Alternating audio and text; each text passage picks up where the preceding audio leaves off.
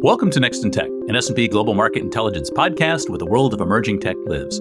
I'm your host, Eric Hanselman, Chief Analyst for Technology, Media, and Telecom at S&P Global Market Intelligence. And today, we're going to be discussing detailed conversations that we conduct about technology. And joining me to dig into a lot of these insights and the processes is Amy Hedrick, part of our Voice of the Enterprise team. Welcome to the podcast, Amy. Thank you. It's a pleasure to be here. And it's great to have you. We do so much in terms of talking about data and a lot of the things that come out of Voice of the Enterprise, Voice of the Connected User Landscape. But there's this whole resource that I think doesn't see as much of the conversation that really merits. We see it odds and ends, but it's one of those things that I think is probably one of the most interesting insights that we get, which are the in-depth interview processes, part of this. And that's one of the things that you manage for the Voice of the Enterprise team, yeah? I do, and it's fascinating. It's probably 30 minutes of conversation, and amazing insights can come out of only 30 minutes of conversation. It surprises me still, even after doing this for quite a long time. But I think such a fascinating part of some of those insights. But before we go too much further, for those of our listeners who aren't familiar with Voice of the Enterprise, I wanted to dig into a little bit of the background of really what it is and where it came from. I know when I joined 451 Research way back when, it was shortly after the acquisition of the InfoPro, which was really sort of focused on insights for investors and sort of technologies and general sort of corporate standings, things like that. But it's really evolved into so much more than that today.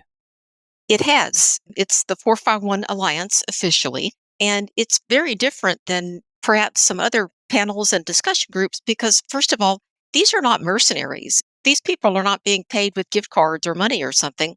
They're part of a giant think tank full of IT professionals, all focused on technology. And by participating in these discussions, in both the quantitative surveys and the discussions, they're doing a really good thing. And I think that's something that other members certainly appreciate. You raised a good point. I like the phrase mercenaries. Yeah. This was something, again, I think it was something that I got introduced to in a lot more detail a few years ago. Mhm. But it is surprising. There are all sorts of studies and all sorts of survey results that certainly wash in and out of tech. But the way most of these are built is that you go off and offer some sort of incentive, whether or not that's a gift card or what have you, for participating. And it's something where if you manage it well, it can work well, but it does mean that there's a financial incentive. And it was interesting to see, talking to some of the folks that we work, we also do external studies, talking to some of the survey houses that we work with about the extent to which it really has become a cottage industry to chase down these gift cards as part of participating in surveys. And so it's become really complicated to make sure that you're actually getting somebody who really has the knowledge, the insights that you're trying to get into the study, if what all they're really doing is chasing down gift cards. And that's I think, one of the big challenges. But that's not the case with the 451 Alliance, in that their compensation is actually access to data. And I think that's just one of the interesting, fascinating, and fortunately validating things about the data that we get back out of the Voice of the Enterprise. It is completely. I mean, the people that I'm talking to are members of the Alliance. And as a way of saying thank you, they're getting weekly email digests with usually new research reports and articles with analysis and data from the surveys that they've actually taken. And a lot of them tell us they feel good about getting to have their voice heard. Somebody's actually listening, which to me is a really good thing because a lot of these IT people are what I would call unsung heroes. They're keeping this elaborate IT environment going, very complex, lots of moving parts, but most of us don't notice it until it breaks. So it's nice when these people get to share their stories. So it's a good thing. And the thing that you're pointing out also is that these are the members of the Alliance have been with us in some cases for many years. And from a statistical perspective, I think it's really useful as an analyst looking at this data. It means that we've got really good longitudinal consistency, that the cohort of people who are responding to these studies is actually reasonably consistent study to study, because some studies were running quarterly, some biannually, some annually. But because at least a solid percentage of the same people are answering each new generation at study, we can count on better consistency in terms of what gets delivered and have more faith in the data and the perspectives we get back out of the study process. Absolutely. That longitudinal factor is really important too. Well, it's something that I think it's interesting, especially as we look at long-term trends. We can watch how ideas evolve, how thoughts about what this transition looks like in all the various parts of technology. The other nice thing is that we've got a large enough body within that panel that we can slice and dice that into the various odds and ends of studies that we wind up doing, but still have a statistically valid sample. So we can have hundreds of respondents on what are wind up being relatively narrow subjects and still have enough statistical validity to be able to slice that down into relatively narrow demographics. So Yeah. company size or industry. And again, gives us some useful perspectives that would be hard to get otherwise. I agree completely, but I would say numbers are great, the percentages and all that stuff. They're really good. And we have really, really good numbers. I'm a big believer in the numbers. But I would also argue that there's a place for the IDIs, that they add a layer of insight sometimes that you might not necessarily get with the numbers. So often you look at numbers and there are lots of why is this or how did this happen questions. And the numbers may not be able to answer those. And talking to people who are part of those numbers might shed some light on the subject sometimes. Yeah, again, it's easy to focus on the quantitative perspectives, but especially for a lot of the work that we do, Mhm. we're in emerging technology. Yeah. And so often, in terms of technology adoption and understanding the markets, there can be challenges in terms of really understanding what's the extent to which the respondents to a study are actually understanding what we're trying to ask, what the technology is really doing. The IDIs actually get what they're thinking about, their concerns, what they're really, in many cases, what they're wrestling with, what their challenges are, and really a more detailed, more nuanced perspective. Oh, completely. We're able to actually have a conversation with people. We're following an interview guide, of course, that the analysts have driven, but there's always room to go off road and follow up something that sounds interesting. And that's the surprising and fun part. And also, I hear a fair amount of, I don't know, or I don't know much about that area. And to me, that's an answer that's really interesting because that tells me that in whatever that emerging technology is, these days we're talking a lot about blockchain and AI. And a lot of people are saying things like, this is really neat stuff, but I don't understand it very much, or I'm not sure how we can use it, but it's really interesting. And that's the kind of insight you get from actually talking to people about the emerging technologies. Well, and it's the thing that I think is so valuable about the in-depth interview process and the results is that you do get that deeper understanding of it's not just a checking a don't know box. It's, in most cases, it's actually a detailed explanation of, well, we've been doing this, we're thinking about this, we're trying to transition to this, all that extra depth that gives you that perspective about what's actually behind the numbers themselves. Yeah. And sometimes someone will say, I don't know much about AI, but we're so busy with this other XYZ project, whatever it is, for the next year that I don't think I'll be able to look at it. Yeah. Well, again, a lot of those challenges that we get to be able to characterize in terms of what are all the aspects that people are wrestling with. I know running through the pandemic, there was such chaos in, I think, most IT environments, just understanding what people were wrestling with, what they were trying to deal with, all of the back and forth that was happening as people were trying to manage remote work. And we look at all the ups and downs that were taking place throughout that process. That was one of the places where I think the IDIs offered even more value. Yeah, I heard some great stories, unsung heroes. And I think it also let people vent a little bit. That was a tough time for IT. You couldn't get equipment. People were using home networks that were scarily open. There was a lot of stuff going on in technology. Oh, yeah. Yeah. I can imagine no end of stories on top of all the perspectives.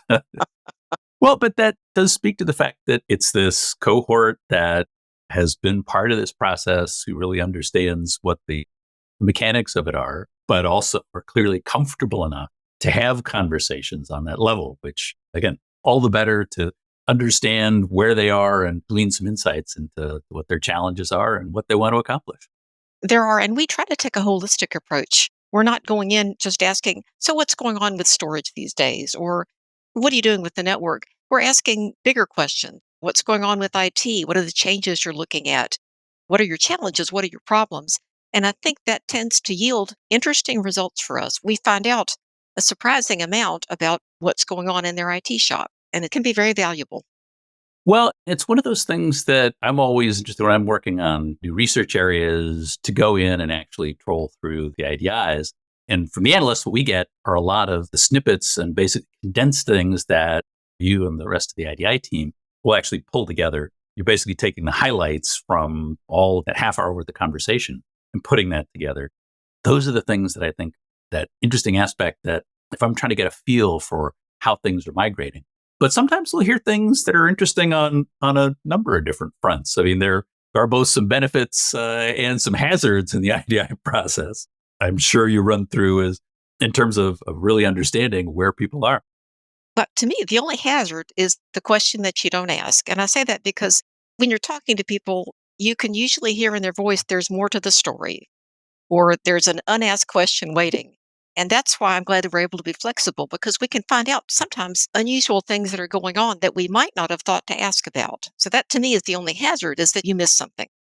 Well, one other thing I'll also identify is that what we're also getting is we're getting people's thoughts. And in some cases, again, especially in emerging tech, they may not fully understand either the technology, a particular implementation of it, something of that nature. Yeah. And again, is one of those things go, oh, geez, maybe people are misinformed. They need to dig into this, understand it better. But that's one of those things that I think is doubly valuable because it's an indication of where the market is more broadly, that people don't understand whatever this particular thing is. We were looking at a new storage technology a bunch of years ago, and we were getting interesting results in that there were a bunch of people who said, oh, yeah, we're already working with this technology. And they went back and looked at some of the IDIs, and it was clear that what was happening was people were misidentifying what we'd asked about the question. And it was really useful insights. And working with a number of our clients on this, it was sort of like, oh, wow, there's a chunk of this market that doesn't understand the differentiation between these two different technologies. Here's an opportunity for education. Here's something that, in terms of how you're helping to educate the market about this, when you're actually talking to potential customers about it, here's something you're going to have to explain to them because there's a chunk of the technology field out there doesn't yet understand what this new thing happens to be. Yeah, I agree. For vendors, especially, people sometimes too don't know that they don't understand, and that's part of the process. And I'm thinking too, if somebody tells me they're having trouble hiring technical workers, that tells the vendor it's going to be awfully tough to implement and learn something new if they don't even have enough technical people at this point. And also, too, at the end of the day, decisions are going to be made by a couple of people at the C level. And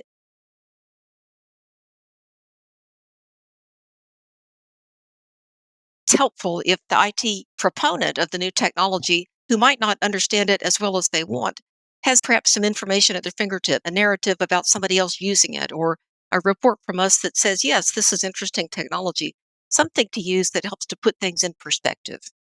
Yeah, we can see in the quantitative data, we can see where there's misalignment between expectations between different roles, the C suite executive level versus operational level. And we can tease some of that about, especially about adoption. There'll be thoughts at the C suite that they've already implemented a technology, but when you talk, you get the feedback from the operational level, they haven't actually gotten as far down the road with the new technology. And that's one of those places where you dig into IDIs around this Yeah. and actually get those expectations about, this really is something that we're planning to implement, but operational side, they're facing a lot of challenges in actually getting it deployed.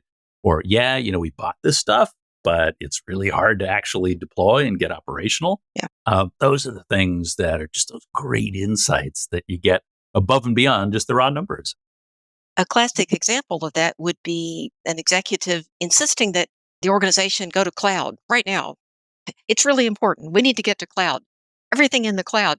And that's easy to say, but it's extraordinarily difficult to do. You can't just pick up and move an entire IT organization overnight. And we hear the behind the scenes work that it takes to make something like that happen. And it's not at all what you might expect from somebody getting a direct order about move to cloud immediately. There's a discrepancy for sure.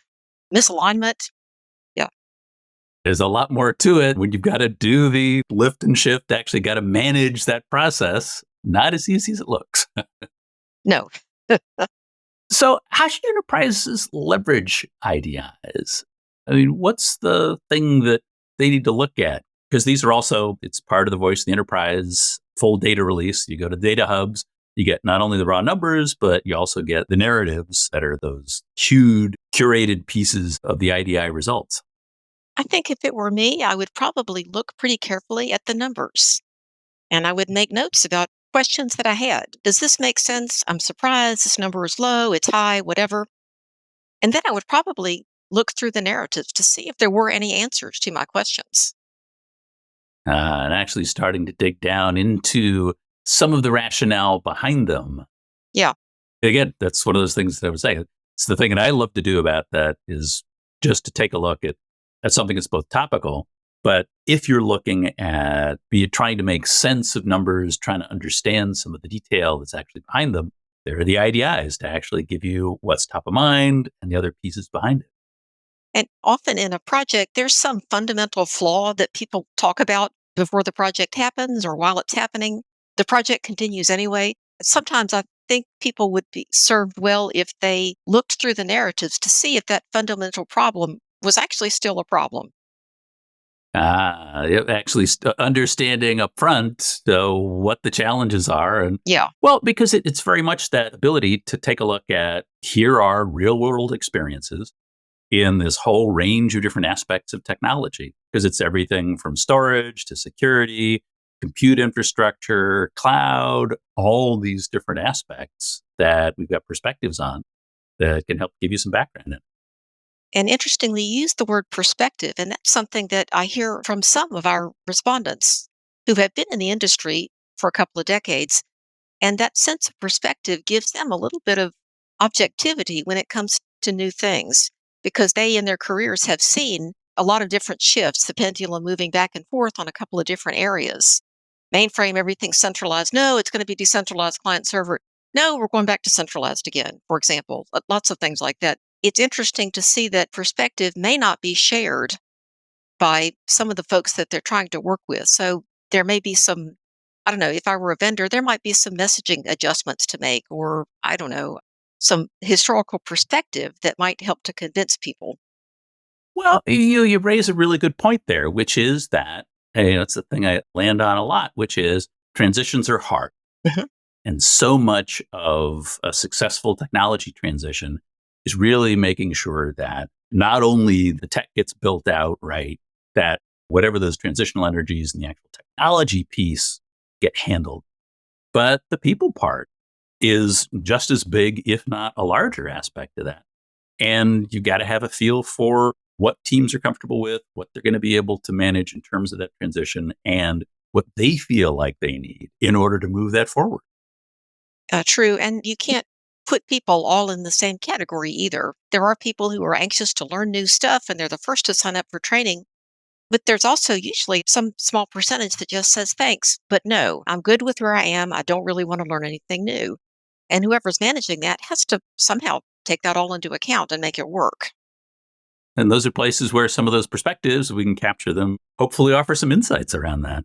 Yeah. What is it they say? Better the devil you know. At least better to know what you're dealing with than to be surprised by it. Well, and I think it's one of those things that we all know that this is a complicated task, that Yeah. you are going to get some people who jump in, you are going to get some people who hold back.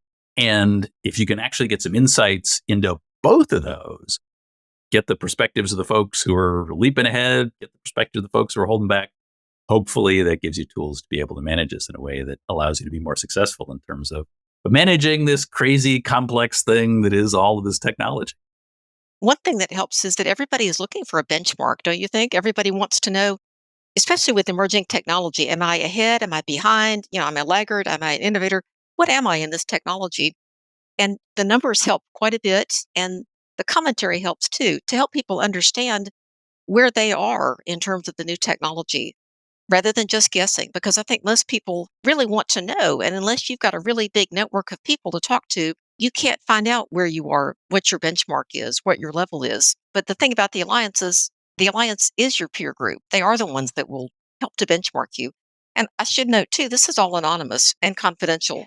We're not taking people's names and numbers down. So people can be fairly honest with us, and they are. Well, and now that you mention that, I will also put in a plug for those who are interested in becoming part of the 451 Alliance.